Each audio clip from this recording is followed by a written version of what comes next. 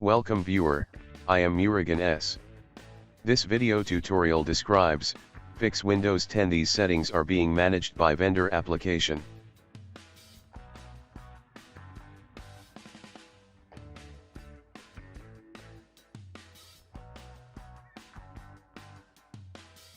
Type Control Panel in Windows search bar. Click Control Panel.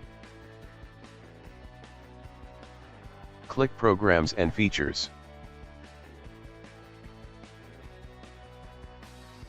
Select third-party antivirus like McAfee Antivirus. Click Uninstall.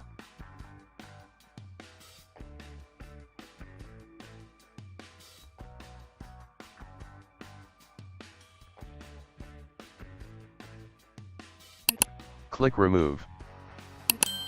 Click Remove.